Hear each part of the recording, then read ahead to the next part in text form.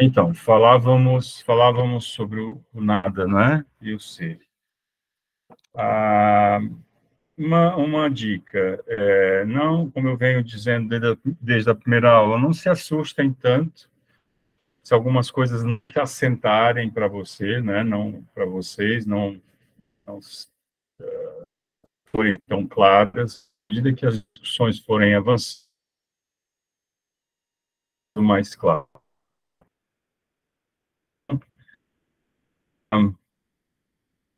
Também se anuncia acima do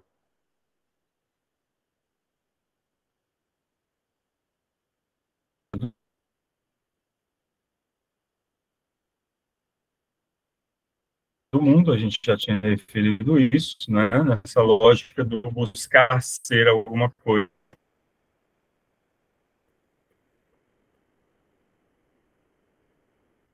Que é,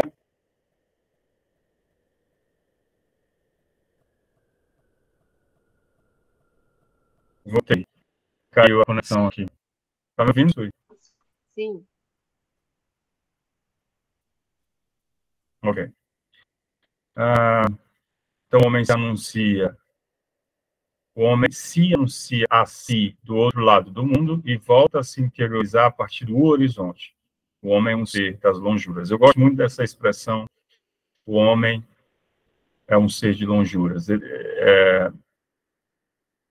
Me faz recordar essa ideia do projeto, logo, do projeto de ser, que logo a gente vai discutir. E eis que o nada se apresenta como aquilo pelo qual o mundo ganha seus contornos de mundo, à medida que o homem vai perseguindo esse ser que ele não é, ele vai manifestando o nada.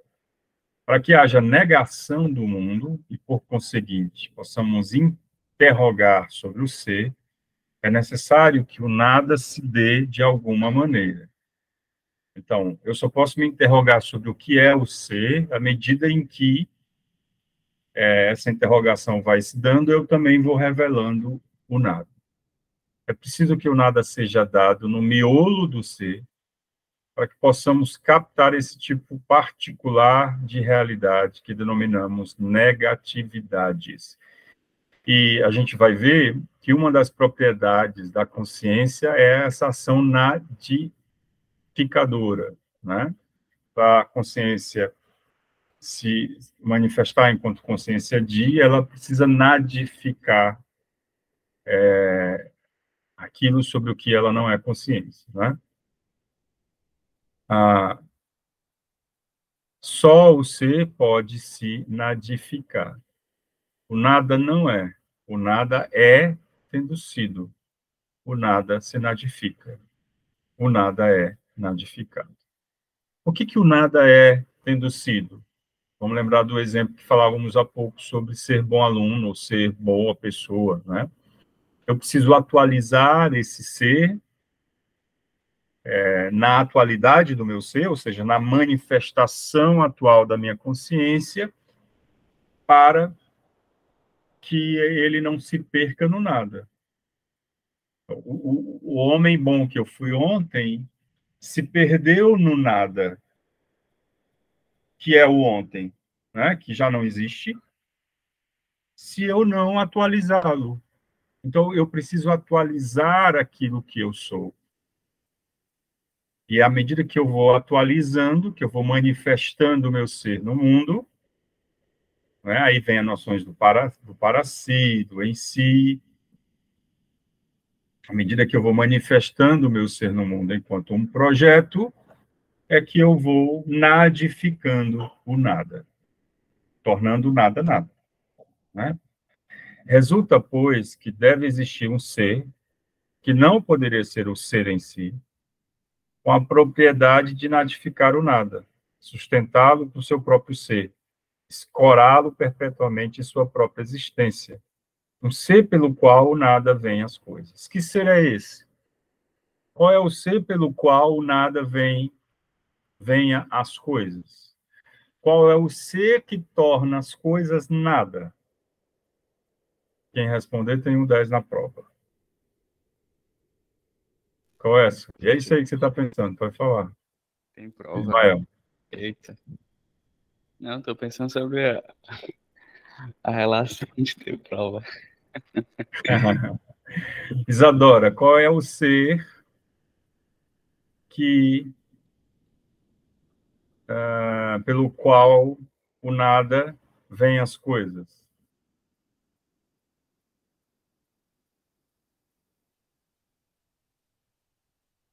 Isadora não está por aí ainda? Como a pergunta vê as coisas? Qual é o ser pelo qual o nada vem às coisas? Às coisas. Em outras palavras, qual é o ser pelo qual, ou qual é o ser que torna as coisas nada?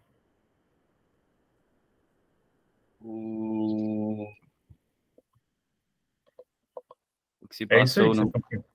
É isso aí que vocês estão pensando. O ser que se passou, assim. Qual é o Sei ser não. que opera todas as coisas? Ó, ele resulta, pois, que deve existir um ser que não poderia ser o ser em si. O ser que não pode ser em si, que o ser em si é. O ser em si é. O ser em si não pode não ser. O que é o ser em si? Por exemplo, eu sou professor. Você é um ser em si. Você me conhece enquanto professor. Eu sou homem. Isso é um ser em si. O ser em si são coagulações do ser. São formas estanques de ser. Que tem a ver com o passado? Sim, tem a ver com o passado, mas é ser. Não é? Agora, qual é o ser, que não pode ser o ser em si, que torna as coisas nada? Inclusive, torna o ser em si nada. A consciência, pessoal. Ser do agora, não? É a consciência que Consciência, tem relação. ação modificadora. É, a consciência, enquanto para si, tem uma ação modificadora. Porque ela vai ser o que não é, buscando o objeto, e ao ser esse objeto, ela não é outros objetos. Não é? O homem é o ser pelo qual nada vem ao mundo. O homem, a condição humana, né? A consciência. Que deve ser o homem, faltou o M aí, em seu ser, para que através dele o nada venha ao ser. O que deve ser o homem em seu ser, para que através dele o nada venha ao ser. Parece um trava-língua. O homem Isso é pra gente responder? precisa ser um para si, né? Precisa ser um projeto. O homem precisa ser um projeto, ou seja, ele precisa não ser para perseguir aquilo que ele quer ser. Então, o nada é esse negativo que é o nada, esse negativo que é o nada de ser, e conjuntamente pode nadificar o nada. Então, como eu disse,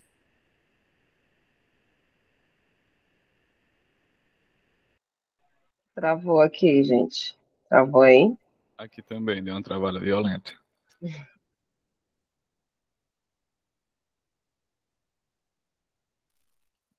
Não.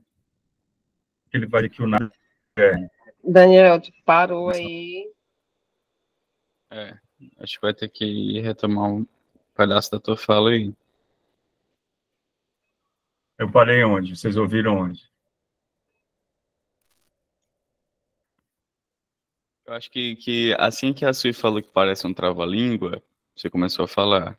Aí já travou, assim, Ok. violentamente. Não mais violento Então, que a sua, que a gente tá tomando do Sartre, mas... Ok. o que é violento, eu não percebi isso, não. A Não, surra que o Sarto tá dando a gente. Eu tô aqui acabada. não, eu tava nesse exercício de consciência pura, ou consciência impura, né? Eu tava refletindo sobre refletir. Eu tava aqui comendo alguma coisa, e eu ficando assim, meu Deus, acordei 7h30 da manhã, no sábado, pra tomar uma surra de um europeu morto. Morto. Vou te dizer, Daniel é quase o arauto do sofrimento. Por que isso faz sentido? Aí a gente tem que pensar no horizonte de sentido de cada um de nós. Aí as coisas mudam tudo. As coisas mudam. Se a gente pensa que está fazendo isso em nome de um projeto que é seu, aí já não é mais o outro, né? Nesse caso, já não é mais o Sartre, né? Aí as coisas tomam outro rumo, né? Mas, enfim, vamos voltar para cá, para essa surra que vocês estão referindo aí. Esse negativo, que é nada de ser, e conjuntamente pode, ou conjuntamente poder nadificador, perdão, é o nada. Então, o nada, ao mesmo tempo, é um nada de ser, porque ele é o não ser, ou melhor, que ele não é o não ser, ele não é nada, e ele tem uma ação nadificadora. Porque, veja, à medida que a consciência vai buscando ser alguma coisa, né? Vai buscando em si, você vai buscando ser o bom, vai buscando ser psicólogo, vai buscando ser psicólogo, vai buscando ser, enfim, o que você está querendo ser, o nada vai agindo, nadificando esse seu ser, porque vai exigindo que você o atualize todo dia. Mas o nada que surge no âmago da consciência não é. Ele é tendo sido. Não é, porque a consciência, na hora que atua, torna o nada nada. Quando a consciência atua buscando ser, quando você pensa assim, eu sou, nossa, eu estou aqui sem propósito, acordei às 7h30 da manhã para ficar estudando esse cara que já morreu não sei quantos anos, fala coisas que não têm sentido algum. Veja que você está se atualizando aí numa forma de ser e você já tornou o nada nada. O nada é o ato pelo qual estão seu ser, ou seja, precisamente a consciência ou para si. Aí talvez você pergunte assim, onde é que é essa discussão toda? A gente precisa ir vendo uma articulação com a nossa clínica, tentando encontrar, a partir disso, respostas para as questões que surgem a partir da clínica, né? Sobre o paciente, por exemplo. O que significa pensar nessa dimensão do nada, considerando o paciente? O paciente diz que ele é isso ou aquilo, veja que é uma ação dele enquanto ser projetante no mundo, que está se tornando aquilo que ele diz que é. Com isso, eu não estou dizendo que é uma ação voluntária, né? Ele faz isso propositadamente. Não, ele faz isso por alguma razão.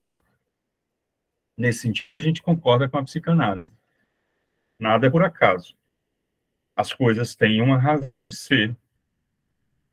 Essa razão pode não ser do paciente, mas ao fazer-se daquele modo, ele torna nada todas as outras possibilidades, né? E esse fazer-se tem a ver com essa nova noção aí que a gente vai agora discutir, que é a noção de liberdade. A liberdade humana precede a essência do homem e torna é uma condição ontológica do ser humano, né? A liberdade é antes de qualquer coisa. E liberdade aqui significa poder escolher. Liberdade aqui não significa alcançar um objetivo que se quer. Por exemplo, eu quero ser rico, eu sou livre, então você disso que se trata, né? O fim da liberdade, o fim da escolha não está em questão aqui, na questão da liberdade. O que está em questão, quando Sartre diz que o homem tem possibilidade de escolha, o homem está condenado a essa possibilidade, a essa condição de o homem sempre vai escolher. Essa escolha, situação específica. A situação é a estrutura a partir da qual a escolha se organiza, mas a escolha sempre é possível. Eu posso estar num presídio, mas mesmo ali eu vou poder escolher. O que eu vou poder escolher? Como eu vou poder escolher? Onde essa escolha vai me levar, aí é outra coisa. Mas a escolha sempre deve ser feita. Entendem? Se eu sou consciente dessa escolha, refletidamente, ciência pura e impura, se essa escolha tem elementos do outro, é outra discussão, mas a discussão primeira aqui é que você sempre pode escolher, ok? Então, a essência do ser humano acha-se em suspenso na liberdade. Por que a essência na liberdade? Porque eu sempre posso escolher por outra essência. É por isso, como a Suelen lembrou há pouco, né? A afirmação categórica do existencialismo é: a existência precede a essência. Eu primeiro existo e só sou a posteriori. A essência, ela só se organiza a partir da existência. Eu primeiro vou existindo no mundo, estabelecendo relações, ser consciência de, e à medida daí eu vou escolhendo ser. Então, eu não existo a priori, né? Tudo que eu sou hoje como resultado de escolhas que eu fiz. Importante, escolhas não são sempre, nesse sentido do que a gente está discutindo, escolhas refletidas, conscientes, mas escolhas no sentido do para-si, do voltar-se para alguma coisa. Ok? A liberdade é o ser humano colocando seu passado fora do circuito e segregando o seu próprio nada. A liberdade é o ser humano colocando seu passado fora de circuito, colocando seu passado fora de circuito. E às vezes a gente tem a ideia de que é o passado que me torna quem eu sou. Só que o passado é um ponto de referência do meu presente. Esse passado é passado. Quando eu olho para o passado, eu estou aqui, agora, diante dele. O presente é isso. O presente é estar presente a alguma coisa. Então, se o meu passado se apresenta a mim, eu estou presente a ele. Só que a questão da liberdade entra aqui fulminando essa relação. Por quê? Porque eu posso padecer o meu passado, entendendo que eu não tenho outra escolha além de vivê-lo e de reproduzi-lo e replicá-lo, ou, ao contrário, eu posso entender que esse passado é apenas um ponto de referência, como diz o Sartre, que eu preciso superar. Claro que essa análise não é tão simples, não é? O sujeito quase sempre está imbuído de habilidades para se desgarrar desse passado, mas o que nós vamos tentar fazer na clínica, por exemplo, é operar esse desgarrar desse passado. Fazer alguma coisa com o que fizer em mim, segundo o que o Sartre diz. Então, na liberdade, o ser humano é seu próprio passado, bem como seu próprio devir, sob a forma de nadificação. De novo, aqui entra o processo do nada, né? Porque se eu considero o meu passado, eu tenho o poder de nadificá-lo. Eu posso assumir uma atitude passiva diante dele, ou eu posso me rebelar contra ele. Existem alguns elementos, são contingências, o Sartre usa essa expressão, talvez seja uma outra noção que faltou a gente acrescentar aqui, depois, quem sabe, a gente discute. A contingência é o que é aquilo que é dado, né? Por exemplo, a minha genética é uma contingência, eu não escolhi ser careca, eu até escolhi, né? Uma vez que o cabelo começou a cair, aí eu passei logo a navalha e disse, bom, eu vou ser careca. Eu não escolhi o corpo que eu nasci. Eu não escolhi a família na qual eu nasci. Essas coisas, essas dimensões são contingenciais, não é? Agora, eu escolho atuar diante dessas contingências, aí constituindo a estrutura da situação na qual a minha vida se organiza. Então, liberdade é escolha de seu ser. Sempre que a gente pensar na liberdade aqui, no contexto do que estamos propondo, numa clínica existencialista, a gente vai na condição de escolha, ok? Liberdade é condição de escolha. Fica claro para vocês?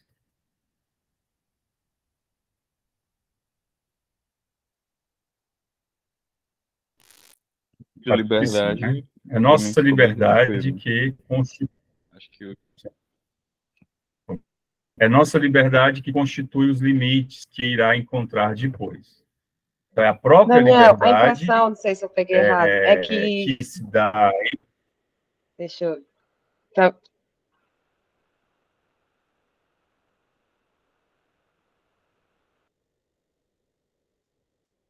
Oi, Sui. não, era, Tô te ouvindo. pronto, era só para Agora não.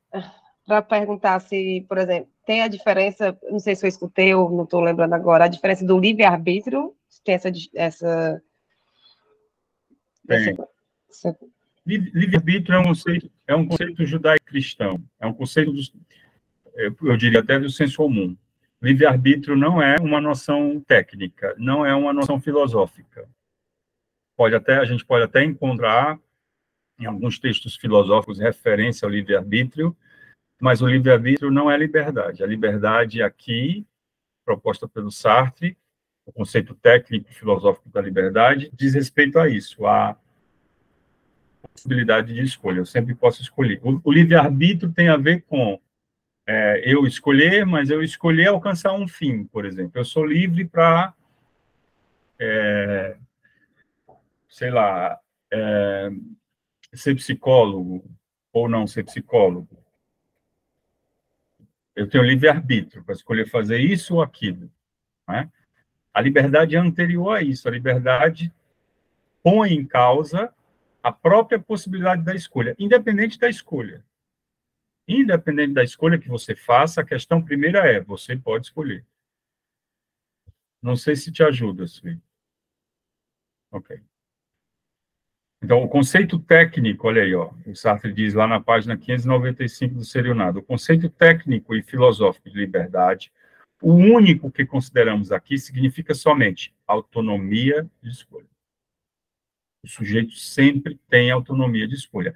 Ele pode estar mais ou menos apropriado dessa escolha. A liberdade não é um simples poder indeterminado. Quando Sartre diz que o homem pode escolher, ele não está dizendo que o homem tem poder para definir o fim dessa escolha. Pelo contrário, ele diz que ele apresenta um coeficiente, ele apresenta um paradoxo na condição da liberdade, que é a liberdade se dá sempre em situação. Então, a situação é a estrutura a partir da qual eu escolho.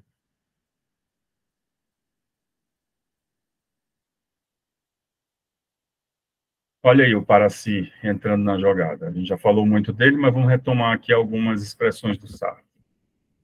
O eu que sou depende em si mesmo do eu que ainda não sou, na medida exata em que o eu que ainda não sou independe do que sou. Aproximo-me do precipício e meu olhar procura a mim mesmo lá no fundo. A partir daí, jogo com os meus possíveis. Meus olhos, percorrendo o abismo de alto a baixo, mimetizam minha possível queda, realizando-a simbolicamente. Veja, eu estou diante de um precipício. Me jogar lá embaixo é uma possibilidade. Quem define essa possibilidade? A minha consciência. Nada me impede de me jogar. Deus não vai descer do céu para me impedir de me jogar. Se você quiser sair da aula agora, nada te impede de sair da aula. Mas se eu sair eu vou levar falta. Mas se eu sair, aí é outra coisa. Mas há aí, nesse horizonte, a sua condição de liberdade, percebe? Isso é o para si se manifestando. Esse é o ser do para si. O ser do para-si é esse ser sempre projetante. Nós somos isso. Talvez aí, quando o para-si se manifesta, ele esbarra no em si. O para-si persegue o em si. Porque o para-si não é. O em si é. Por que o não é? Porque ele é um projeto. Ele é um projeto de em si. Ele quer ser alguma coisa. Ele só quer ser alguma coisa porque ele não é. Por exemplo, você pode, como eu disse, sair da aula, mas aí você diz, ah, não, mas eu sou uma boa aluna. Olha aí o em si se revelando. Quando você diz assim, eu sou uma boa aluna, o seu para si está se projetando nesse em si. Aí você não sai porque você se coagula no boa aluna. Você diz assim, eu sou uma boa aluna. Mentira, você não é uma boa aluna. Você quer ser uma boa aluna e por isso você não sai da aula. Você acredita que é uma boa aluna. Eu não estou dizendo que quem sair da aula não é boa aluno, não, tá, pessoal?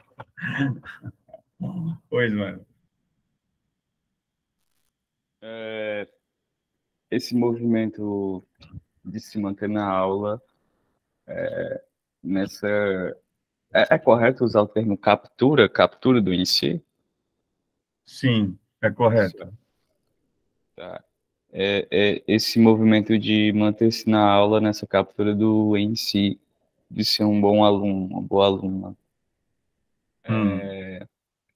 Manter-me na aula seria... E aí eu estou tentando colocar isso como exemplo para ver se eu pego o conceito da coisa, que de tudo que for explicado, que ainda me sobra mais dúvida de colocar em mente, é o nada. E aí manter-me na aula para capturar né, esse movimento gerúndio, assim, de captura do em si, de boa aluno, esse movimento de me manter na aula seria uma nadificação, que aí eu preciso me manter ali para conseguir ser aquele bom aluno? Não sei se O movimento de se manter na aula é uma nadificação. Pode pegar um copo no papai? O movimento de se manter na aula é uma nadificação de todas as suas outras possibilidades. Por exemplo, a possibilidade de ir à praia, a possibilidade de estar vendo a série, a possibilidade de estar dormindo. Isso é possível para você.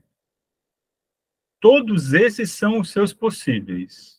A possibilidade de abandonar o curso, a possibilidade de tomar uma cerveja agora nesse sol maravilhoso ou não, a possibilidade... Entende? Tudo isso é possível. Mas no momento que você se mantém na aula, você torna todas essas possibilidades nada. Mas elas são possíveis. Elas são reais. Elas estão aí à tua disposição. Obrigado, amigo. Elas estão aí à tua disposição. Mas, ao se manter na aula, você torna todas elas nada. Mas quem disse que elas não estão aí? Aí é que se revela a angústia, entende, Ismael? Porque quem faz essa ação de nadificação de todas essas outras possibilidades, em nome de se manter na aula e se coagular como esse aluno que estuda essas coisas que às vezes não faz sentido, é você, ninguém é responsável. O Daniel não está te constrangendo a fazer isso. Você não é obrigado a fazer aquilo, você não está acorrentado. E mesmo que tivesse, você teria outras opções. Entendeu? Entendi. Então eu posso colocar o nada como aquilo que a consciência... Eu posso colocar o nada como aquilo que o para si decide não capturar enquanto em si. Pode. E você pode colocar o nada como o bicho que tenta corroer as certezas do para si. Certo. Tentem ver... Porque ele movimenta também, né? Porque ele é uma força motriz do para si sempre. Perfeito. Ele é um movimento. Isso me ajuda muito. Sempre que eu penso no para si, na consciência, eu tento fazer uma fotografia, que é a fotografia, e é paradoxal, né? Porque a fotografia é estática, né? Mas eu tento fazer uma fotografia do movimento. Olha aqui o movimento. Pense o movimento da consciência se projetando ou buscando o objeto. Não, é sempre movimento, nunca é estático. Se for estático, é em si. Já é fenômeno de segunda ordem. É pensamento, é emoção, é sintoma, é memória, tudo de segunda ordem. Mesmo aí há um movimento, nesse caso, um movimento recortado, um movimento fotografado. Olha, aí no movimento, pensem que aqui no meio vai surgir alguma coisa que vai tentar desfazer o movimento. Essa alguma coisa é o nada. O Paraci se projeta, eu sou um bom aluno. Aí o nada vem e come a certeza. Aí o Paraci precisa ficar se projetando todo o tempo. Eu sou um bom aluno. Agindo, né? Buscando ser um bom aluno. Permanecendo na aula. Ou fugindo da aula. É por isso que o Sartre diz que o homem nada mais é do que uma série de empreendimentos. Eu sou o que eu faço, em outras palavras. Ele dá o exemplo, eu acho fantástico, porque ele pega umas coisas tão simplórias, ele dá o exemplo do garçom, no Seria o Nada. Quem é o garçom? O que é ser garçom? Aí ele diz, ser garçom é fazer coisas de garçom. O que um garçom faz? O garçom pega a bandeja de maneira precisa. O garçom serve o copo. O garçom faz coisas de garçom. Vamos parafrasear, vamos fazer um paralelo com o que a gente está fazendo. Quem é o deprimido? O deprimido faz coisas de deprimido. Ele se comporta como deprimido. Ele pensa como deprimido. Ele se veste como deprimido. É uma performance. E aí, quando a gente usa essas expressões, performance, se comporta, a gente não está dizendo que o sujeito faz isso porque ele quer fazer. A gente só está dizendo que aí há uma série de configurações que tem a ver com essas noções aqui que eu estou apresentando, de um projetar-se para, que tem a ver com se coagular de determinada forma no mundo. Então, o ser da consciência, esvaziamento, é isso? Não. Não. O ser da consciência, escrevíamos na introdução, é um ser para o qual, em seu ser, está em questão o seu ser. O ser da consciência é um ser para o qual está em questão o seu ser. A consciência se pensa, a consciência se projeta, a consciência entra em relação, porque a todo momento o ser dela está em questão para ela. Significa que o ser da consciência não coincida, ou melhor, não coincide consigo mesmo em uma adequação plena. A consciência não coincide consigo mesma, porque ela é o que não é. Isso por conta do nada. Ela é o que não é e traz à tona o nada. Certo. Certo? O fundamento, aí eu vou complicar a vida de vocês um pouco. A consciência não é o fundamento dela própria. Por que ela não é o fundamento dela própria? Porque ela é sempre consciência de. Então, é alguma outra coisa que é fundamento dela. Para eu ser consciência de Daniel, eu preciso encontrar o Daniel no mundo como um objeto com o qual eu entro em relação. Logo, o fundamento da consciência de ser Daniel não pode ser a minha consciência, porque ela é relação com esse objeto. O fundamento da consciência de ser Daniel é o outro, em outras palavras, é outra coisa que não é consciência. É o objeto, então. Eu diria que é a relação. Por exemplo, igual a história do buraco na fechadura, né? Aquele exemplo do buraco da fechadura que eu dei aqui, que o Sartre refere no Seria o Nada. A vergonha, enquanto vivência, né? Eu estava curiando alguém pelo buraco da fechadura. De repente, eu ouço passos. Naquele momento, surge o quê? A vergonha como experiência mais nítida da minha vivência no mundo.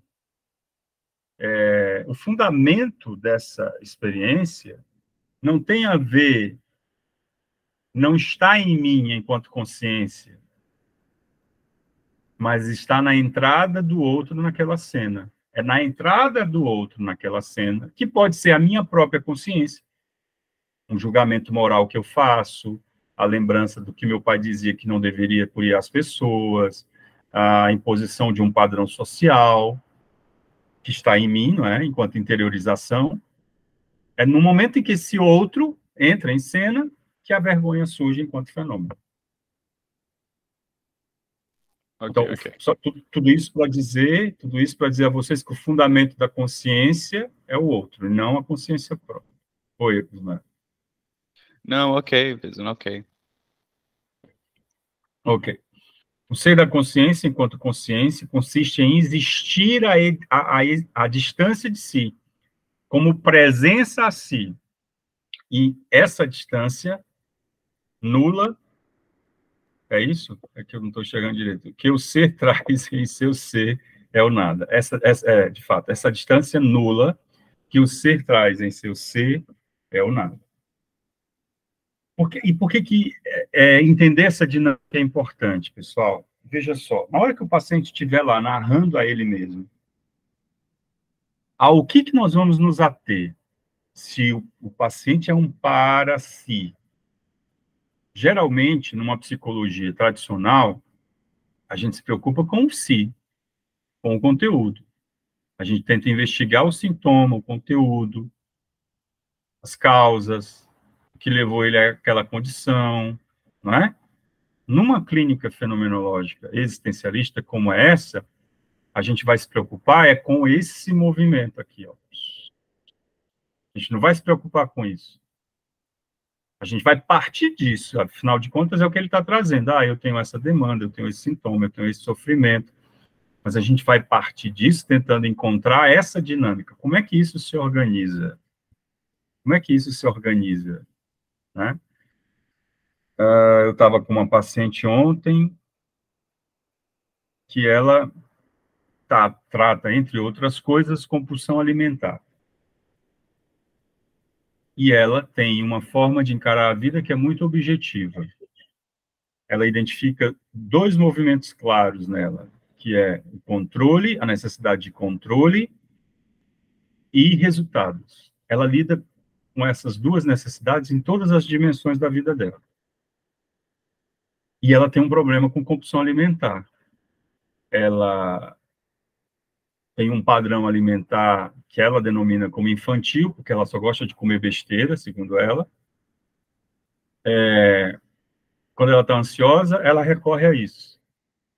Numa nítida perda do controle, que é uma coisa que ela busca sempre. Claro que quando ela faz isso, ela aumenta de peso. Aí, para tratar o que ela faz, como ela não consegue seguir a dieta, ela usa uma medicação para inibir o apetite. Então, ela toma a medicação, a ação química, e ela tem um resultado objetivo, que é a outra variável que ela sempre lida, né? Ela quer resultados em todas as áreas da vida. Então, não importa as consequências, ela toma a medicação, emagrece. Aí ela volta a assumir o controle, que é o controle sobre o próprio peso, e ela volta a ter o resultado que ela quer, que é ficar no corpo que ela quer. Aí ontem, eu devolvi para ela algo do tipo, veja, acabei de dizer para vocês que o nosso objetivo é nos focar no processo, e não no em si, não é? A gente se volta para tentar entender o movimento da paciente. Ela tem um movimento, como ficou claro nas sessões, de racionalizar a vida. Já que é uma pessoa que busca controle, que busca resultados, ela racionaliza a vida. Ela tem uma leitura assertiva sobre a vida. Ela acha que se ela fizer isso, ela vai ter isso. Né? Daí eu devolvi para ela como é que ela se percebia tendo essa leitura racional sobre a vida e se expondo a um risco de usar uma medicação que vai trazer um resultado abrupto de perda de peso, mas pode colocá-la em exposição a outros riscos. O que eu fiz quando eu devolvi isso para ela? Eu não estava interpretando. Eu estava tomando os dados que ela traz no processo de psicoterapia e estava devolvendo para ela. e perguntando para ela, como é que você se percebe? Como é que você se sente? Veja, quando eu pergunto isso para ela, eu estou convidando ela a assumir uma consciência posicional dela mesma, a se perceber fazendo o que ela faz. Aí ela disse, ela usou a expressão fracasso. Aí eu devolvi. Então, o que você está dizendo é que você tem uma leitura objetiva e assertiva da vida, que você busca resultados, e diante da necessidade de perder peso, você tem uma ação drástica que é tomar a medicação, e ao fazer isso você se sente frustrada? Eu me sinto frustrada. Eu digo, como assim você se sente frustrada? Ela disse, porque se eu tenho uma leitura racional da vida, se eu tenho uma leitura objetiva da vida, eu deveria entender que se eu como esse tipo de comida, eu vou ficar gorda. Era só mudar a variável, era só não comer. Mas eu não consigo não comer, ou seja, eu não consigo ter controle sobre minha própria necessidade de comer aquele tipo de comida. Não sei se vocês estão entendendo, mas o que eu quero destacar a vocês é, primeiro, a minha conduta de focar no processo e não no sintoma. Eu não estou explicando o sintoma, por que ela tem compulsão alimentar. Eu estou tomando tudo aquilo que ela traz enquanto informações para o processo clínico, estou devolvendo para ela, e a partir dessa devolução, estou pedindo que ela se posicione diante disso, que ela reflita sobre isso, sobre a ação dela naquela situação específica. E a partir daí o processo vai se construindo. A dinâmica da sessão vai se dando.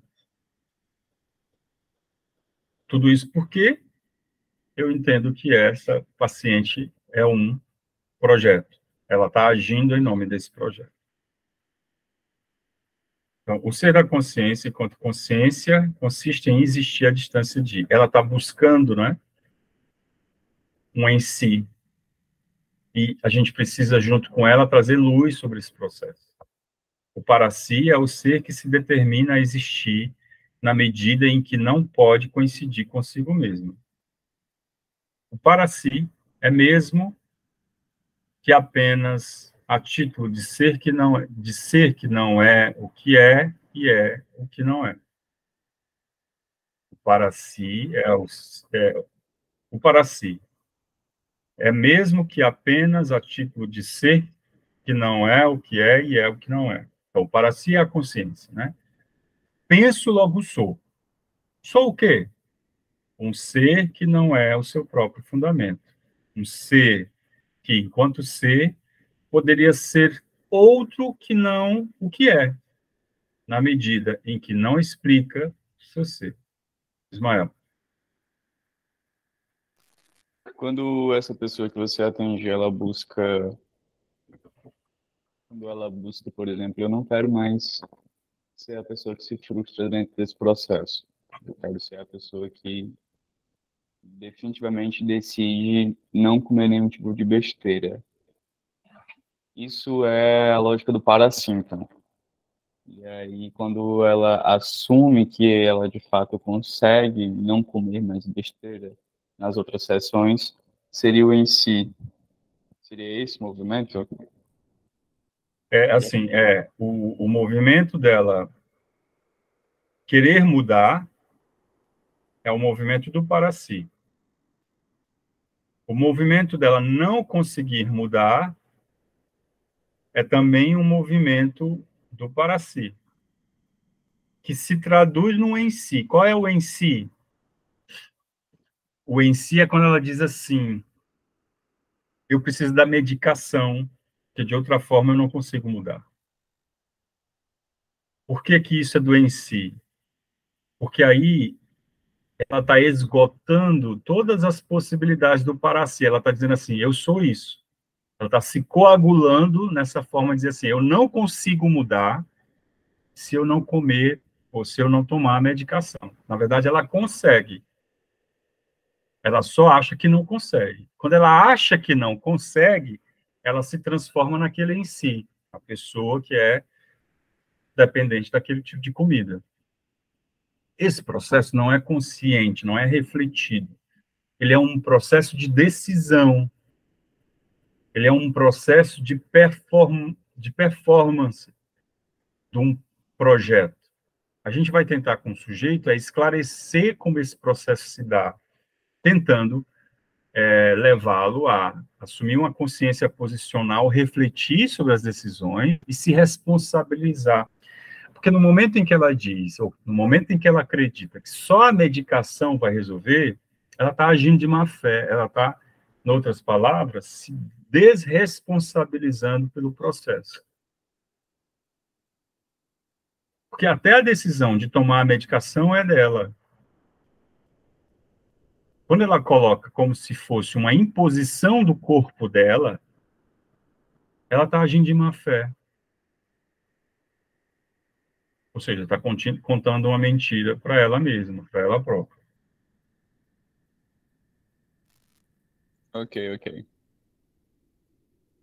O para si é o em si, que se perde como em si, para fundamentar-se como consciência. Por que o para si é o em si? Ora, a fórmula é sempre assim, ó, para si barra em si. Nós somos para si em si, sempre. Porque a gente não é nada e a gente vai tentar ser alguma coisa. Essa é a estrutura da consciência. Eu perdi mas eu vou fazer outros slides. Eu perdi um HD antigo, eu tinha aqui várias fórmulas de apresentação, mas eu vou fazer outros slides e apresentar para vocês. Mas vamos pensar assim, ó. Pense uma esfera dividida ao meio, certo? Verticalmente. De um lado, nós temos o para si e a consciência. Consciência enquanto absoluto de subjetividade. Do outro lado, nós temos o em si e o corpo. Nós somos essa esfera, numa lógica dialética. O para si vai buscar ser o em si e vai se encontrar num corpo. Eu tenho 45 anos. O meu corpo testemunha, se bem que eu pareço 25, né? Mas, enfim, o meu corpo testemunha esses 45 anos. Em outras palavras, o meu corpo, e eu uso essa expressão lá no meu livro Clínica do Ato, é a escultura da minha existência. Eu falo isso inspirado no Sartre, na verdade. O meu corpo testemunha todos os meus 45... É como se o meu corpo fosse um rastro da minha própria existência. Mas, ao mesmo tempo, eu não sou só o meu corpo. Porque eu sou para si, eu me projeto, né? Eu me vejo com o corpo assim, ou com o corpo assado, eu tenho vontade de fazer isso, mas o corpo não deixa. Então, eu sou um projeto, eu sou uma possibilidade, mas que se traduz de uma forma em si. Eu sou esse corpo, eu tenho esse nome, eu tenho essa formação, e por aí vai. Eu tenho uma série de organizações a partir das quais eu me encontro no mundo. Eu tenho esse passado. Não posso dizer que não tenho o passado que tenho. Esse passado que tenho também é um ponto de referência do ser que eu sou.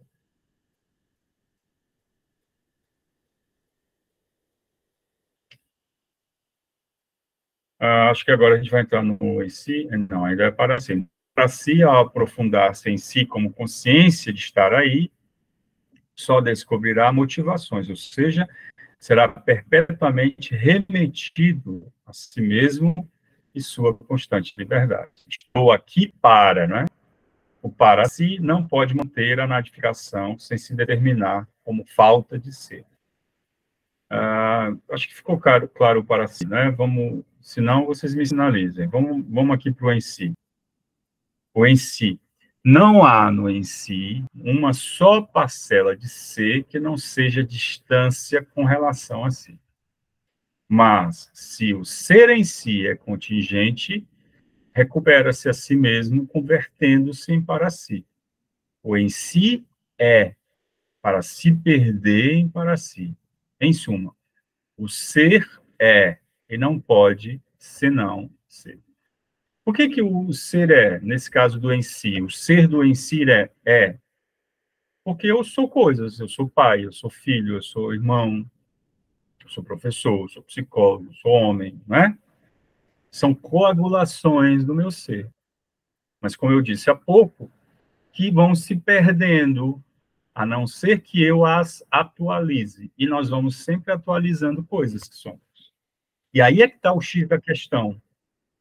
Se há algumas atualizações que eu faço sobre o meu ser, que me causam sofrimento, por que eu as faço? Talvez essa seja a resposta que a gente precisa responder no consultório com o paciente. Se isso te faz sofrer, por que que você faz? Ah, porque eu não consigo. Ah, porque eu não sei como acontece. Aí a gente vai encontrar várias respostas. Cada uma dessas respostas é a elaboração que o sujeito consegue fazer sobre a sua vivência. Mas o fato é que ele poderia ser qualquer outra coisa. Por que que ele não é? Bom, essa é a pergunta. Por que que eu não consigo ser diferente? Na própria colocação dessa pergunta que o paciente se faz, existe a possibilidade de ser diferente. Ele só precisa encontrá-la e se responsabilizar por ela. Pois não, Ismael? Eu queria saber qual é a propriedade de contingência dentro do em si. Se são sempre propriedades de ordem biofisiológica, por exemplo. No seu caso, o cabelo, né, do moço de 25 anos caindo Sim. e aí Não. e ser imutável, ser branco, ser negro, enfim. Não. No escopo do em si, da dimensão do em si, existem essas dimensões de ordem contingenciais, né? O meu corpo, a minha raça. O Sartre diz assim, que pena que eu não estou aqui com o livro, nem com trecho do meu livro, nem no Serio Nada, nem com trecho do meu livro, mas o Sartre vai dizer assim, ó, essa organização de mundo, que é o meu corpo, que é o meu passado, que é a minha condição social, que é a minha condição genética, que é a cidade onde eu moro, que é a cadeira onde eu estou sentado. Percebam, tem uma dimensão aí material, não é? De materialidade da minha existência. Esse óculos é o óculos do Daniel, essa agenda é a agenda do... Essas coisas adquirem sentido à medida que a minha consciência faz uso delas. Não é? Então, essa é a camisa do Daniel, esse é o quarto da Aika. Então, veja, que é nessa relação da consciência com essas coisas de mundo, ou com essas coisas no mundo, que o próprio mundo vai tomando o sentido. O mundo só é mundo porque nós estamos nele, não é? Esse óculos só é óculos do Daniel porque eu estabeleço uma relação de fazer o óculos do Daniel. Então, o em si também se revela nessas dimensões, Ismael, que não são só, que são também materiais, mas que não são só materiais. Vou dar um exemplo, sei lá, quando eu nasci, meu pai e minha mãe diziam que eu era teimoso. Pensar. O teimoso, enquanto uma característica, digamos assim, não é, do jeito de ser da pessoa, da personalidade, pode se configurar como um em si, uma dimensão do em si, com a qual o sujeito se identifica, com a qual o sujeito se torna real. De novo, o para si se torna real naquilo em si. E no consultório, na clínica, o que a gente vai tentar é desvendar como é que esses enigmas vão se dando de maneira a organizar aquele sofrimento daquele sujeito em particular. Porque poderia ser outro sofrimento, de novo. O que foi aquele? Porque tem a ver com a história de vida daquele sujeito, a historicidade, o que ele fez com o que fizeram dele, como diz o Sartre. Mas eu queria compreender o que é a contingência dentro de todo esse processo. entendeu? Para eu A conseguir contingência é compreender tudo aquilo, o que é é tudo aquilo contingência. que é dado. Como A assim? É um contingência pouco é abstrato. tudo aquilo que é, a contingência é tudo aquilo que é dado, diante do qual a minha consciência vai ter que encontrar os seus possíveis. Por exemplo, contingência. Minha condição social é contingencial. A família na qual eu nasci é contingencial. O país no qual eu nasci é contingencial. O corpo que eu tenho é contingencial. É o que é dado. É o que é. É o que é. O meu corpo é o que é. Eu sou calvo. É o que é. Isso não define a minha existência, mas é uma estrutura na qual eu escolho existir de determinado modo. Entendeu, Ismael? Te ajudou ou não? Mas aí você escolheu ser calvo? Como assim? Escolho Não, existir. não, eu não escolhi ser calvo. Eu escolhi existir, de certo modo, com a minha calvície. Eu poderia ter feito um Entendi. implante. Poderia Eu poderia ter ter... ido morar na Argentina. Poderia. Seria isso? Eu poderia usar peruca. Eu poderia ter feito um implante. Sei lá, eu poderia ter feito tanta coisa. Entende? Ok, ok. A facticidade é apenas uma indicação que dou a mim mesmo, do ser que devo alcançar para ser o que não sou. Se começarmos considerando o valor como presença a si, esta presença é imediatamente solidificada, coagulada em si. Além disso, o valor em seu ser é a totalidade faltada rumo a qual um ser se faz ser. Vamos pensar o em si sempre como uma manifestação coagulada do para si. O para si se manifesta e é capturado de diversas formas. Essas capturações, coagulações, a gente chama de em si. E eu sou sempre capturado. De um modo ou de outro, eu sou capturado. Olha aí, o em si está em ato. Onde é que eu sou capturado? No meu ato. Eu coloquei clínica do ato fazendo referência. O ato aqui não é só a atitude, o comportamento, mas o ato enquanto performance. Né? O paciente tem uma performance. Ele age de determinado modo, ele sente de determinado modo, ele fala de determinado modo. Aí a Sue levantou a mão, vou já dar a palavra para ela. É por isso que o Sartre faz uso do teatro. Não à toa ele faz uso do teatro, das peças, das novelas, para retratar a sua filosofia.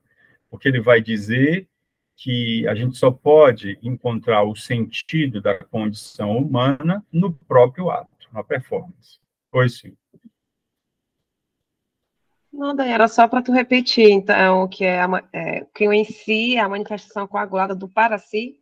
É isso, eu entendi? Certo, né? Exatamente. O em si é a manifestação coagulada do para si.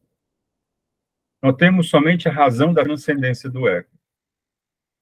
Como polo unificador da Leibniz, o ego é em si, não para si. Tem uma obra que chama A Transcendência do Ego, nós ainda vamos discuti-lo aqui de maneira pormenorizada, e outras coisas, entre outras coisas, ele diz que o ego é transcendental, no sentido de que a gente encontra o nosso ego lá fora, no mundo, e a gente encontra exatamente nessas performances que assumimos no mundo.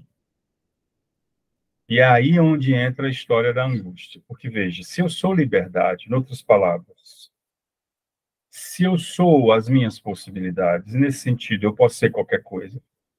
Claro, posso ser qualquer coisa numa configuração situacional, dentro de uma situação, com determinadas contingências. Né? A responsabilidade é inteiramente minha. Então, a angústia, ela é a descoberta da minha liberdade. Eu sou angústia na medida proporcional em que eu descubro a minha liberdade. É na angústia que o homem toma consciência de sua liberdade. Ou, se prefere, A angústia é o modo de ser da liberdade como consciência de si. É na angústia que a liberdade está em seu ser, colocando-se a si mesma em questão. Então, eu já disse isso aqui, vou repetir. Nós não temos angústia, nós somos angústia. E a clínica existencialista e fenomenológica é uma clínica da angústia. A Jurema falou isso, né, na aula anterior. Nós trabalhamos com angústia. O nosso material de trabalho na clínica é a angústia. Em outras palavras, o paciente vai chegar com vários medos, com sintomas, e a gente vai tentar fazer um trabalho de maneira a elaborar a angústia. O medo é irrelevante. E aí, claro, eu não estou dizendo que é irrelevante o que o paciente sente, eu estou dizendo em termos de clínica, de potência de trabalho clínico, o nosso trabalho maior precisa ser com a angústia e não com o medo. Certo? A angústia se distingue do medo, porque o medo é medo dos seres do mundo. E a angústia é angústia diante de si mesmo. O medo tem objeto. O medo tem objeto. Eu tenho medo de baralho, eu tenho medo de ficar sozinho, eu tenho medo de... Então, o medo tem um objeto claro. A angústia não. A angústia não tem objeto. Por quê? Porque a angústia é a angústia diante de mim mesmo. Pois não, Ismael? Você poderia repetir essa relação da angústia com a liberdade? Posso. Quando nós nos descobrimos liberdade, e essa descoberta ela não é racional, ela vai sendo organizada à medida que a gente vai existindo no mundo, é mais ou menos assim, a gente descobre que a vida nos interroga. Por exemplo, aquelas perguntas, né? O que eu vou ser quando crescer? O que eu vou fazer da minha vida? Eu posso ser tudo. Eu posso ser qualquer coisa. A vida, a existência me interroga sobre o que eu vou ser. E eu descubro, refletida ou irrefletidamente, que a resposta é minha. Em outras palavras, que sou eu que preciso responder a isso. Essa descoberta é uma descoberta muito potente, que desencadeia um processo de angústia.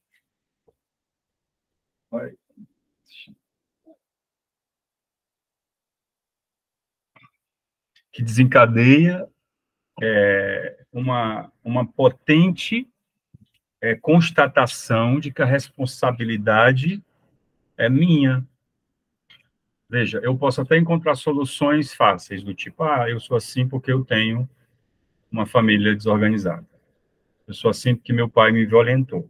E aí, abrindo parêntese, não que não haja repercussões da violência, repercussões inclusive psíquicas. Claro que há, nós temos um grupo de estudos aqui em saúde mental e existencialismo para a gente compreender isso, né? É possível que algumas vivências redundem em estruturas psicopatológicas. Aí o sujeito fica vítima de si mesmo, vítima no sentido de que ele padece, não é? Essas organizações, as organizações, inclusive cognitivas, delírios, alucinações e por aí vai, né? Mas o fato é que a mola que opera essas organizações é a angústia e a resposta que eu dou a ela. O Sartre, eu acho que tem essa citação aqui em algum momento, mas eu vou adiantar. O Sartre diz assim, ó, na angústia, a consciência, que é sempre consciência de alguma coisa, né? Lembrem sempre disso. Na angústia, o Sartre diz isso, abre aspas, na angústia, a consciência marca um encontro consigo mesma no futuro e teme não se fazer presente. Em outras palavras, é como se de angústia, a consciência se descobrisse na clareira da existência como sendo ela mesma o agente causador daquela condição de existência. É, digamos assim, o profundo da responsabilidade.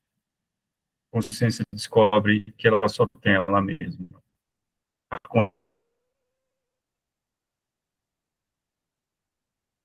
consciência descobre que ela está desamparada. A consciência descobre que a vida é gratuita, que não há sentido definido a priori, que a cada dia encarar define o sentido da minha própria existência. E sou eu o único e inteiramente responsável por esse sentido. Isso é angústia. Não sou, olha, diz aí, ó, não sou agora o que serei depois. Primeiro, não o sou, pois o tempo me separa do que serei. Segundo, que o que sou não fundamenta o que serei. Por que o que sou não fundamenta o que serei? Porque o que eu sou, eu fui ontem. Para eu ser hoje, eu preciso atualizar, né? Por fim, porque nenhum existente atual pode determinar rigorosamente o que hei de ser. Não há nada que garanta que sou. Não há nenhum amparo. Tudo, como já sou o que serei, senão não estaria disposto a ser isto ou aquilo. Sou o que serei à medida de não ser. Sou levado ao futuro através do meu horror, que se nadifica à medida que constitui o devir como possível. Chamaremos precisamente de angústia a consciência de ser seu próprio devir à maneira de não ser. Chamaremos precisamente de angústia a consciência de ser seu próprio devir à maneira de não ser. Então, isso é angústia. Eu sou o meu próprio devir, eu sou o meu próprio futuro, posto que não o sou ainda. Em outras palavras, sou eu que faço o meu futuro. E será aquilo que eu quero ser. Vocês entendem como isso é desesperador ou não? Ou isso pode ser desesperador? Eu acho que eu Vocês estão entendo. calados, estão bloqueados. Acho que o pessoal tá assimilando aí. Eu sei porque eu tô também na maior parte do tempo.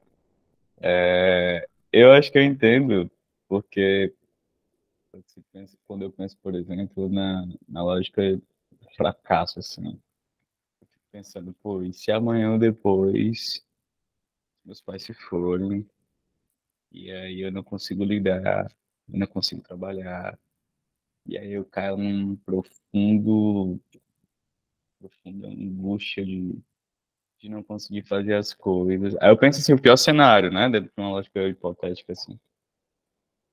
E aí, sei lá, não me dou bem nas minhas relações de amizade, de relação amorosa, enfim. E aí, a quem eu responsabilizo tudo Uhum. isso? Eu, não outra pessoa, né? E aí vem dentro daquela lógica sartreana de que eu sou responsável de dar o contorno por aquilo que me acomete. Então, sendo essa a responsabilidade toda minha, eu sendo meu dever e não sendo, pode ser muito potente.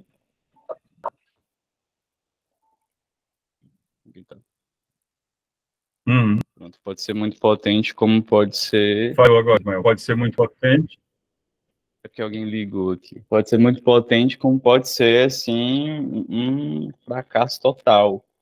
E aí, sabendo que a responsabilidade é inteiramente. Tá dando para ouvir?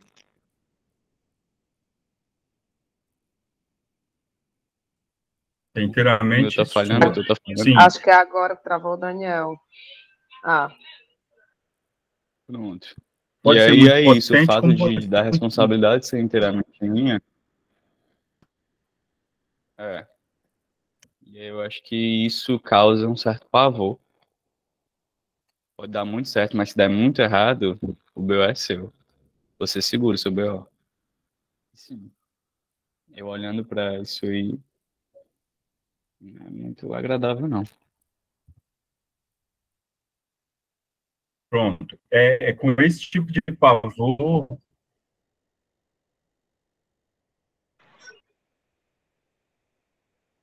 É com esse tipo de pavor que a gente vai tentar trabalhar na clínica, acolhendo o sujeito no nível de valor, não é? Tá bom, por favor, existe. A gente vai tentar ajudá-lo na neurotização que ele tem, seja ela qual for, outras possibilidades. Eu costumo dizer que a clínica sartreana é uma clínica da esperança. Por quê? Porque longe de lançar o sujeito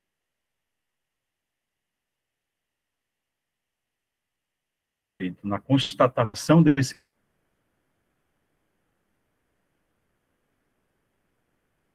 pavor, dessa angústia,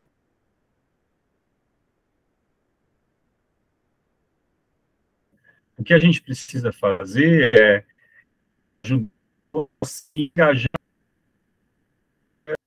Então,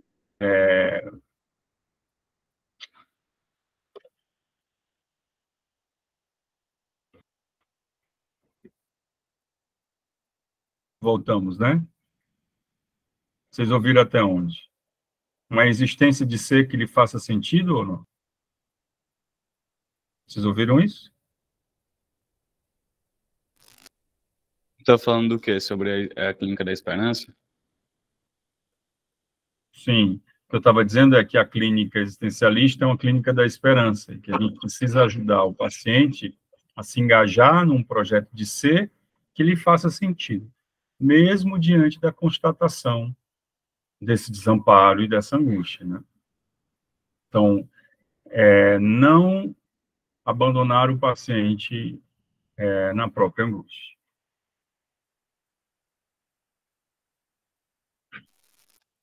Certo. A angústia... Eu consigo ver isso a muito angústia, facilmente. Você consegue ver isso como? Eu consigo ver isso na clínica. Eu tenho recebido uns feedbacks, ultimamente, bem espontâneos das pessoas que atendo. E aí isso tem sido muito evidente, assim. Olha, Ismael, a gente tá... A pessoa dizendo, né? Eu detesto o nome paciente, aí eu tento evitar, mas às vezes eu falo.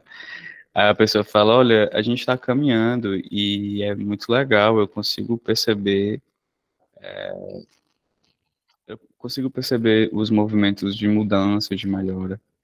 E aí a pessoa sai, eu fico super feliz, né? Às vezes, como também me deparo tem uma pessoa, por exemplo, é uma jovem, que ela sempre se esbarra, né, nessa coisa do que ela quer ser, qual projeto ela quer exercer para o futuro dela. E ela sempre coloca, nossa, mas é tão difícil, pode dar tanta coisa errada, né? Você sair de casa e aí, e se eu perder o emprego, eu vou ter que voltar para casa, vai ser ainda pior. Que fica nessa angústia, assim, desse dever. Então, eu consigo visualizar muito bem, assim. Legal, legal.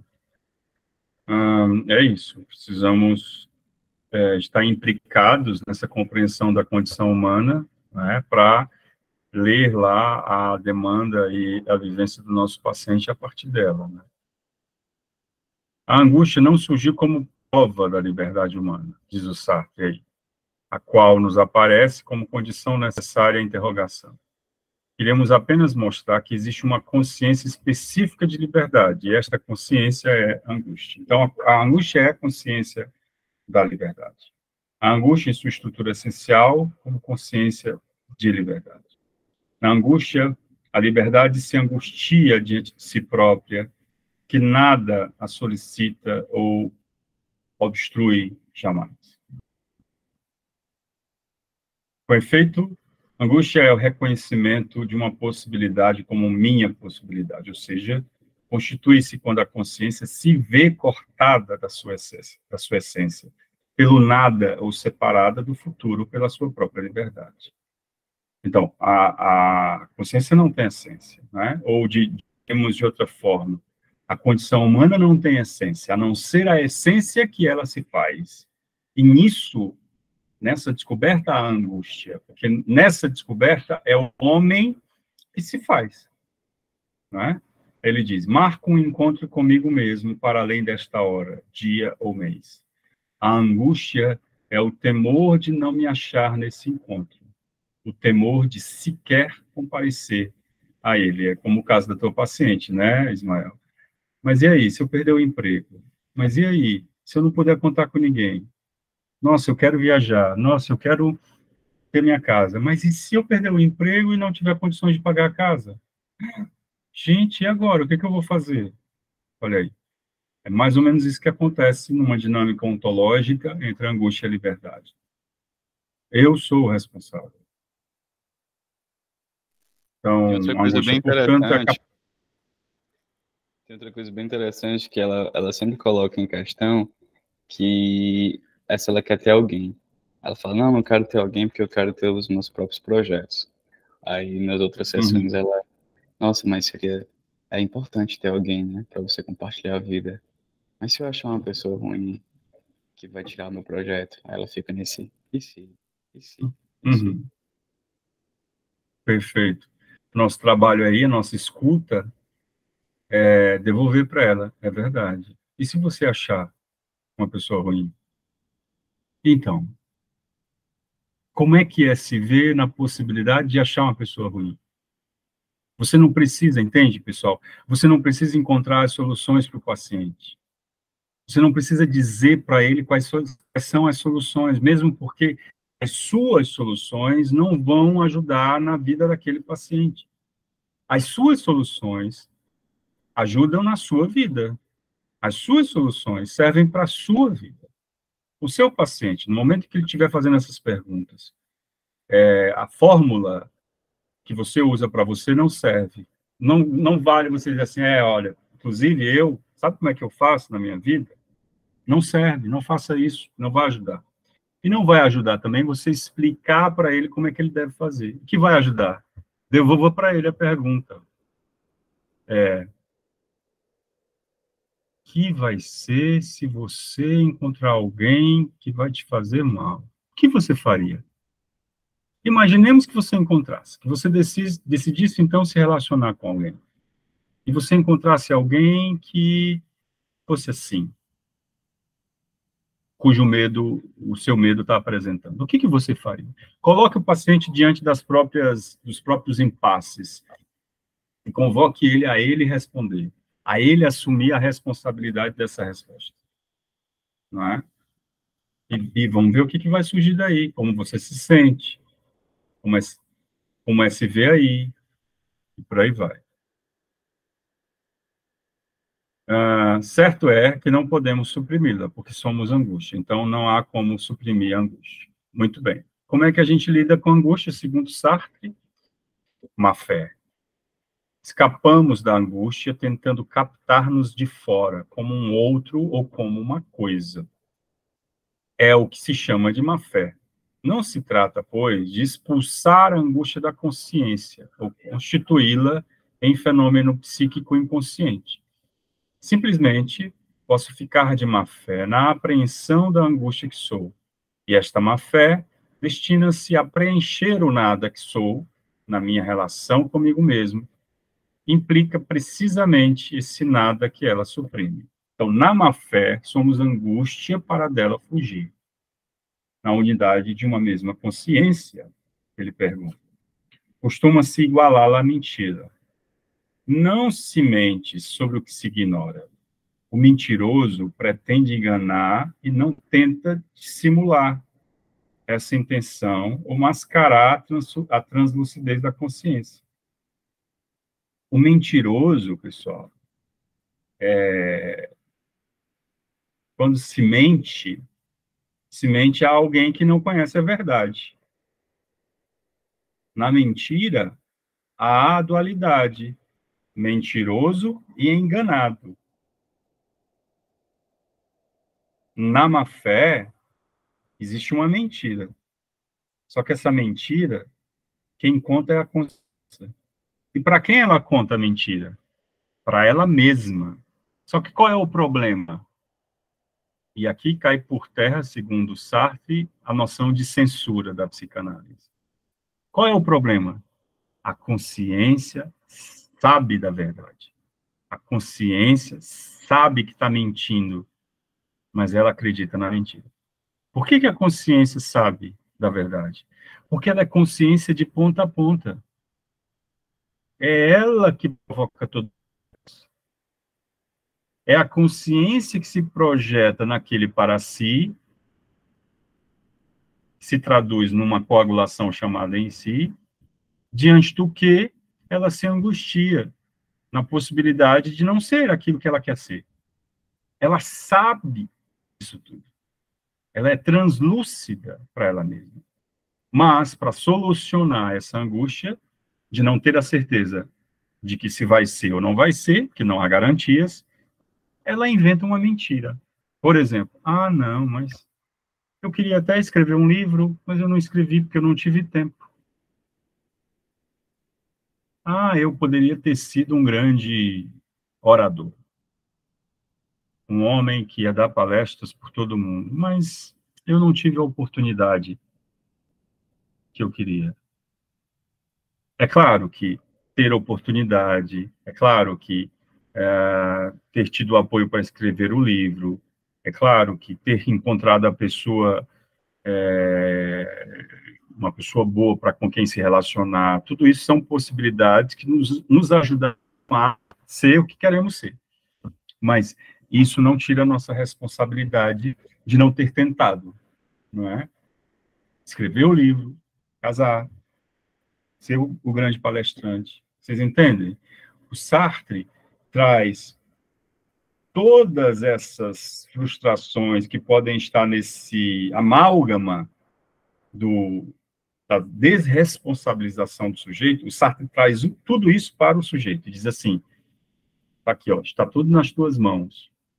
Você não foi o escritor, você não escreveu o livro, você não casou, e a decisão foi sua.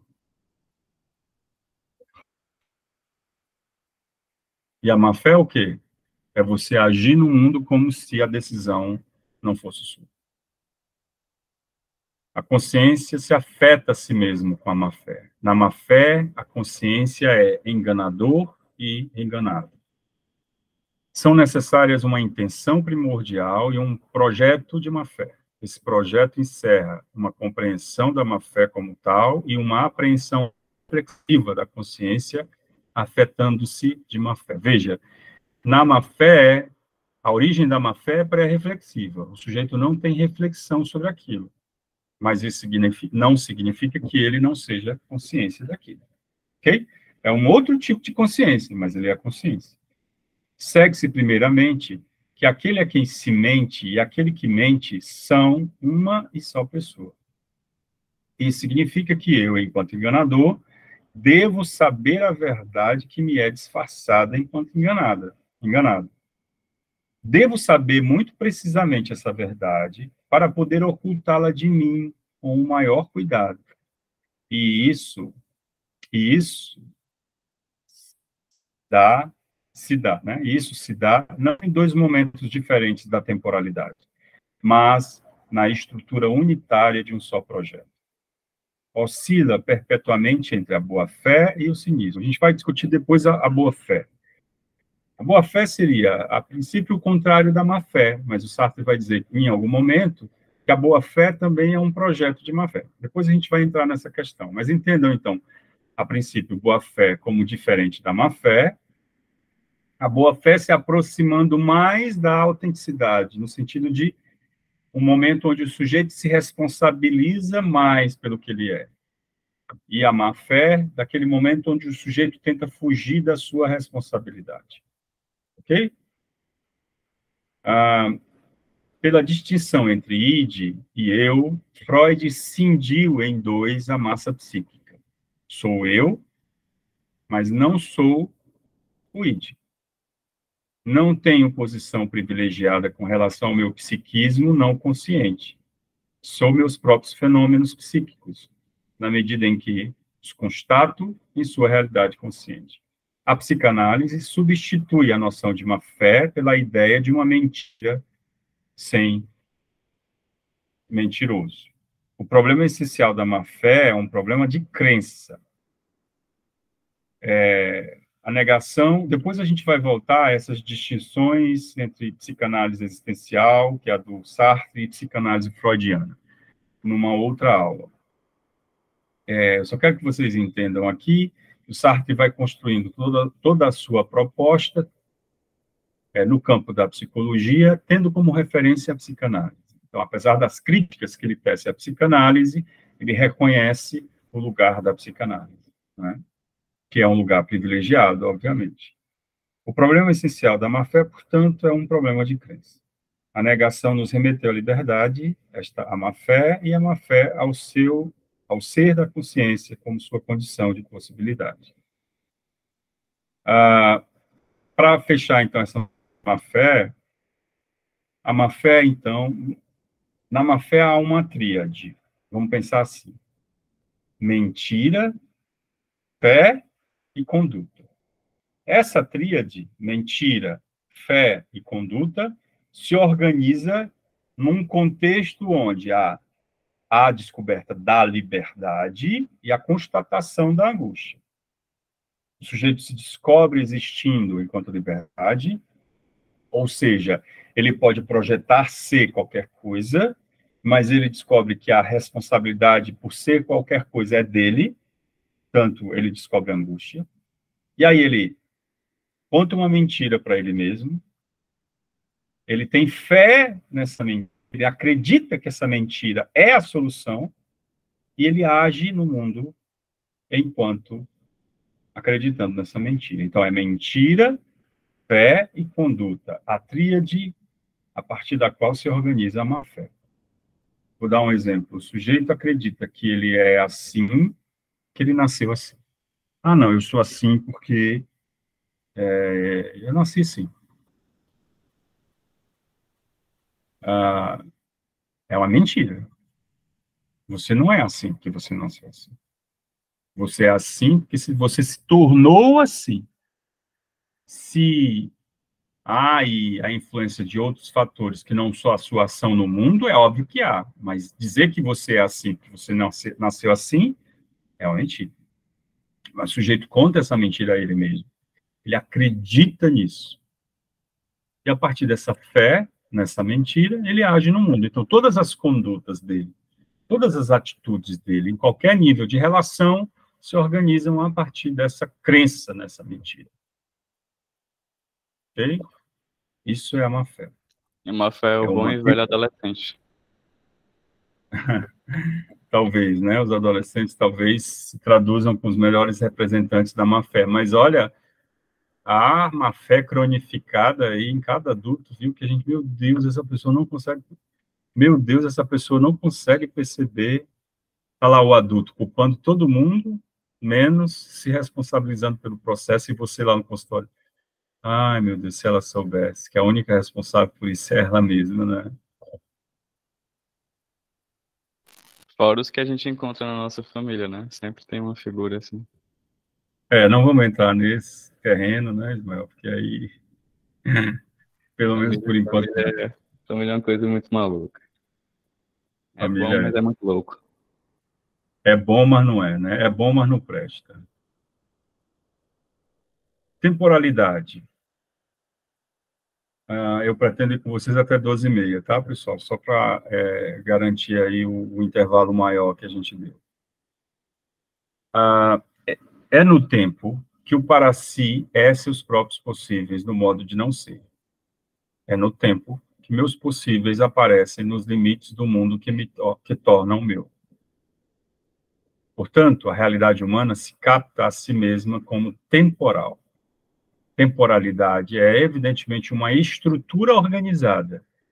E esses três pretensos elementos do tempo, que é passado, presente e futuro, não devem ser encarados como uma coleção de dados, datas. Então, isso é muito importante. A primeira ideia que eu queria que vocês guardassem sobre a noção de temporalidade é de que ela não é essa divisão entre passado, presente e futuro.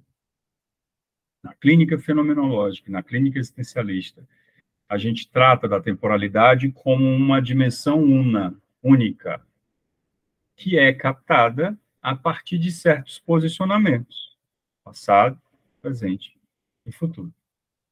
Mas veja, o ser do paciente é um ser temporal único.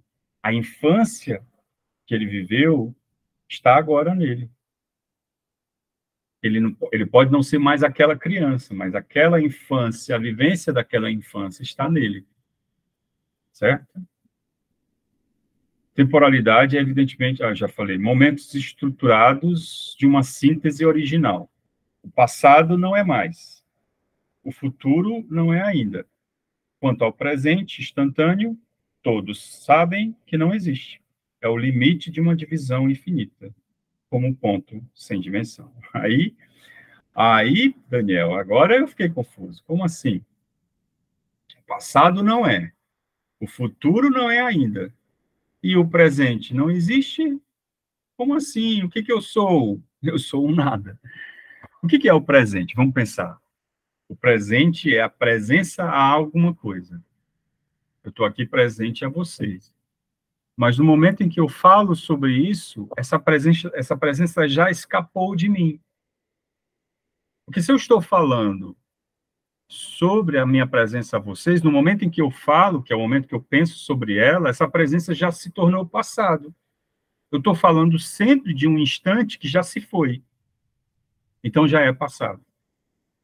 Então, o presente é a presença a alguma coisa, mas quando eu falo sobre ele, ele já se tornou passado. O passado não existe, o que já é passado não é o que eu estou vivendo agora, e o futuro não chegou ainda, portanto não existe. Percebem como a gente está lançado num movimento sempre? É sempre um movimento. E é esse movimento que nos angustia. No limbo do nada. O único método para estudar a temporalidade é abordá-la como uma totalidade que domina suas estruturas secundárias e lhes confere significação. E é nesse sentido que a gente vai buscar a vivência de temporalidade do paciente. O passado. Qual é o ser de um ser passado? O passado não é nada. Também não é o presente, mas em sua própria fonte acha-se vinculado a certo presente e certo futuro. Meu passado não aparece jamais no isolamento da sua preteridade. O passado não está lá e eu vou buscá-lo lá intacto. Não. O passado é originalmente passado deste presente. E é assim que deve ser elucidado previamente. Quando eu penso no passado, eu penso a partir do presente. Eu penso a partir de agora, não é? Então, é possível que haja um passado e, por conseguinte, algo ou alguém que era esse passado, para que haja uma permanência. Então, eu sou o meu passado como ponto de referência que eu superei para chegar aqui hoje. Então, o passado pode, de certo, infestar o presente, mas não pode ser. O meu passado infesta o meu presente, mas o meu passado não pode ser o meu presente, senão eu não seria a pessoa que sou hoje, eu não seria outro diferente do ontem. É o presente que é o seu passado. Sou aquele por quem meu passado vem a este mundo. Sou eu que trago à tona o meu passado. Dúvidas do passado? Questões sobre o passado? Muitas, né? O presente. A diferença do passado é que é em si. O presente é para si. Olha aí. Para si, em si. O passado é em si. O presente é para si. Que eu estou para alguma coisa no presente. Estou presente para vocês, que estão aí longe de mim. O sentido do presente é presença a. Meu presente consiste em ser presente. Presente a quê? A esta mesa, a este quarto, à Fortaleza, a Paris, ao mundo, em suma, ao ser em si. A presença do para si é que faz com que haja uma totalidade de ser em si. É o para si que estabelece esta coexistência, fazendo-se co-presente a todos, a todas elas. O presente não é. Por que ele não é? Porque o presente é presença a alguma coisa que ele não é. Só lembrar da consciência. Consciência é consciência de alguma coisa que ela não é.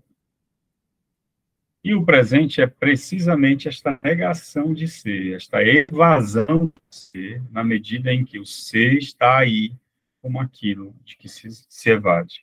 O para si é presente ao ser em forma de fuga. O para si não é para alguma coisa, ele é um movimento para alguma coisa que ele não é, então ele é uma fuga dele mesmo para alguma coisa que ele pretende ser. E isso é o presente também. Nós estamos presentes um para o outro. Então, o nosso presente é alguma coisa que ele não é.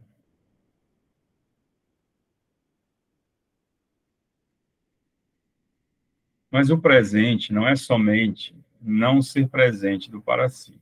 Quanto para si, este tem seu ser fora de si, adiante e atrás.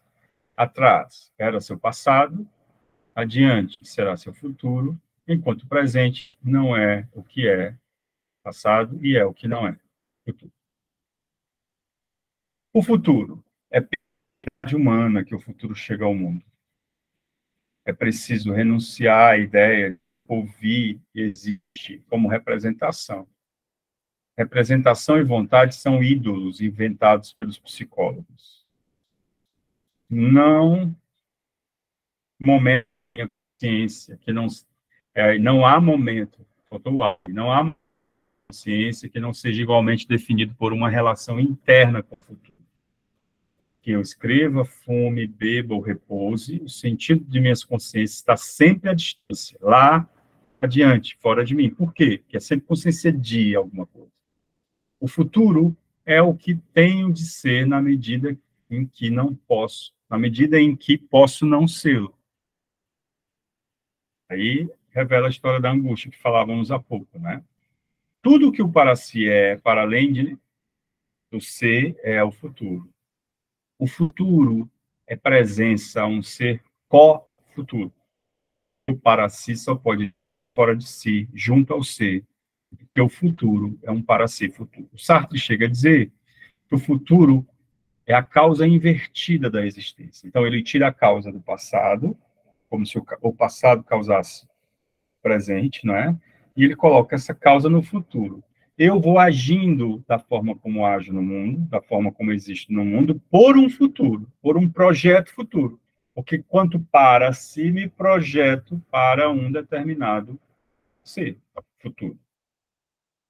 Mas o futuro não é unicamente presença do para si, há um ser situado para além do ser. É algo que aguarda o para si que sou. Aguardo o para si que sou.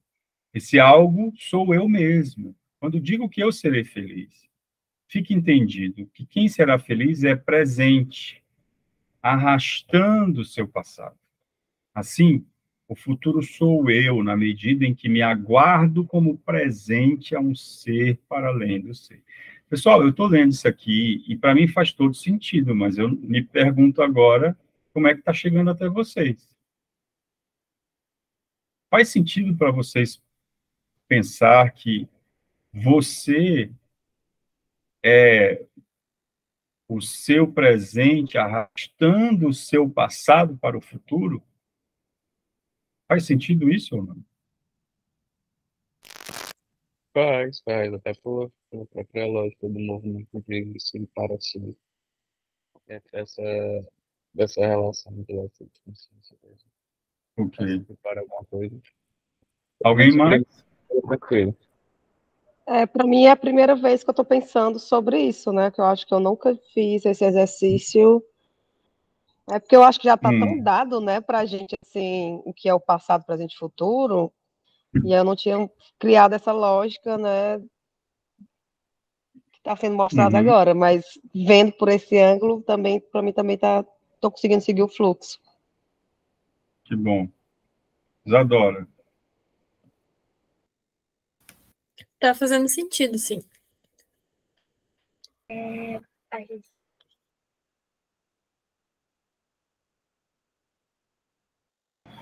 Muito bem. Fran?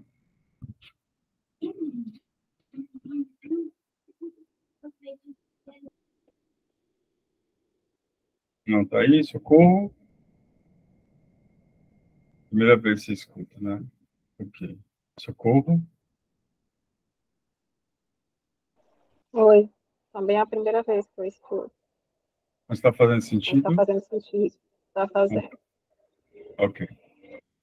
Acho que a Katsumi está ali com a Katsumi. Está fazendo sentido?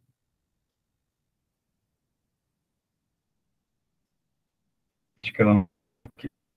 Aí, pessoal, a gente chega numa outra noção que é fundamental para compreender toda a propositura do Sartre e da psicologia existencialista, que é a noção de situação. Inclusive, nós propomos, alguns teóricos, inclusive brasileiros, propõem que a clínica sartriana é uma clínica da situação. A clínica que nós trabalhamos aqui, fenomenológica, existencialista, eu diria até humanista, eu diria até a psicanálise, a psicanalista também, é uma clínica da situação. Ou seja, não é uma clínica do sintoma, não é uma clínica do sujeito, mas é uma clínica da situação. A primeira situação que deve saltar para nós no consultório é a própria situação analítica, a própria situação da sessão. Ali há o paciente, há o terapeuta ou o psicanalista, que entram numa relação, há uma transferência, uma contratransferência, há um encontro. Tudo isso compõe a situação, nesse caso clínica, né?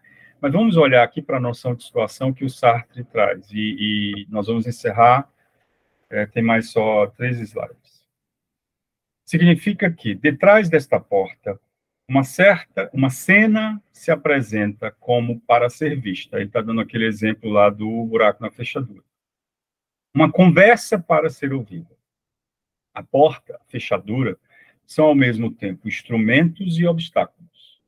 Este conjunto no mundo, com sua dupla e inversa determinação. Não há cena a ser vista atrás da porta se eu não estiver com ciúmes. Mas meus ciúmes nada seriam sem o simples fato, objeto ou objetivo, de que há uma cena a ser vista atrás da porta. É o que denominamos situação. Então, veja aí, ó, que ele está apelando para vários elementos que compõem essa descrição aí do exemplo. A porta, a cena a ser vista, as pessoas envolvidas, os ciúmes, tudo isso compõe a situação. Aí mais lá na frente, na página 600, ele diz: denominamos situação a contingência da liberdade no pleno do seu ser no mundo, na medida em que esse datum que está aí somente para não constranger a liberdade, só se revela esta liberdade enquanto já iluminado pelo fim escolhido. A situação é, portanto, o meu lugar, o meu corpo, o meu passado, os meus arredores, na medida em que, já determinados pelas indicações dos outros, e, por fim, minha relação fundamental com o outro. Tudo isso compõe a situação. E é de fundamental importância que a gente entenda esse conceito, e a gente vai voltar a ele em outras discussões. A responsabilidade. A consequência essencial de nossas observações anteriores é a de que o homem, estando condenado a ser livre, carrega nos ombros o peso do mundo inteiro. Ele é responsável pelo mundo e por si mesmo, enquanto maneira de ser. Sartre chega a dizer, no Existencialismo e o Humanismo, que é uma obra, uma conferência que ele dá, que quando o homem escolhe para si, ele escolhe para o mundo inteiro, porque ele torna aquela possibilidade uma possibilidade para todos os homens, né? Tomamos a palavra responsabilidade em sentido corriqueiro de consciência de ser o autor incontestável de um acontecimento ou de um objeto. Nesse sentido, a responsabilidade do para si é opressiva, já que o para si é aquele pelo qual se faz com que haja um mundo, e uma vez que também é aquele que se faz ser, qualquer que seja a situação em que se encontre, com seu coeficiente de adversidade próprio, ainda que insuportável. Então, o para si deve assumi-la com a consciência orgulhosa de ser o seu autor, pois os piores inconvenientes ou as piores ameaças que prometem atingir minha pessoa só adquirem sentido pelo meu projeto. Então, é o para si que é responsável pelo seu projeto. E o que é o projeto? Projeto original, escolha original, projeto de ser. Esta unidade, que é o ser humano considerado, é livre unificação. A unificação irredutível que devemos encontrar, A unificação, que é Flaubert, depois a gente vai discutir o caso de Flaubert, que é uma biografia que o Sartre faz de um escritor famoso, um escritor francês famoso, chama O Idiota da Família, é o nome do livro. Então, essa unificação que é Flaubert, né, que era entendido, reconhecido como o idiota da família, é que pedimos aos biógrafos para nos revelar.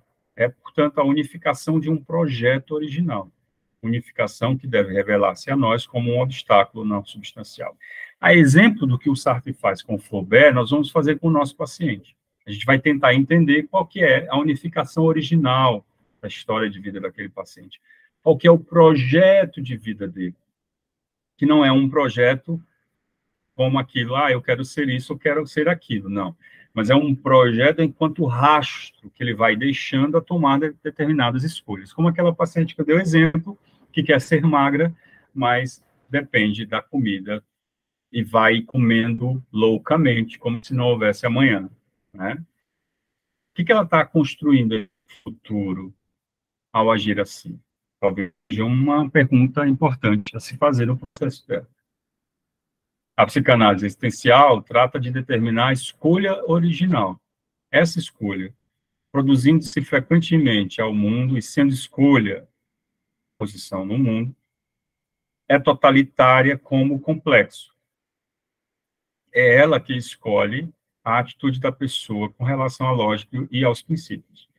A escolha original conglomera em uma síntese pré-lógica a totalidade do existente. Como tal, é o centro de referência de uma infinidade de significações. O que ele está dizendo? Assim como o complexo, assim como o trauma, que está no passado e que provoca a condição presente, a escolha original é essa síntese pré-lógica a partir da qual todas as demais escolhas do sujeito se dão.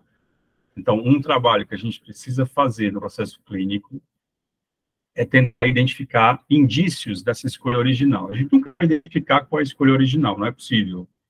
Mas a gente vai tentar identificar quais são os indícios dessa escolha original, que é como se fosse uma escolha que organiza todas as outras escolhas do sujeito. Às vezes se mostra como uma espécie de repetição na história de vida do sujeito. Depois a gente vai voltar a essa noção de escolha original, tentando articular com alguns casos específicos. Ok?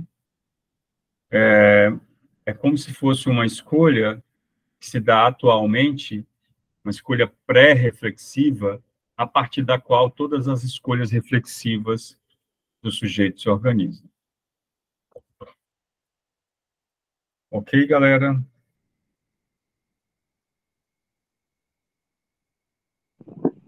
Vai parar por aqui. Ok.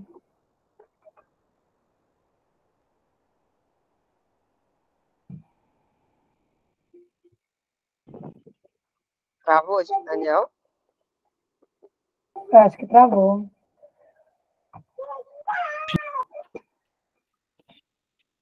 Voltou. Voltou? Voltou. Voltou. Eu estava dizendo que eu tinha aqui outros slides, mas a gente vai parar por aqui, mesmo que o nosso tempo já se foi, né? Alguma consideração final? Vocês estão saindo angustiados? Ou dispostos a fazer escolhas e se responsabilizar por elas?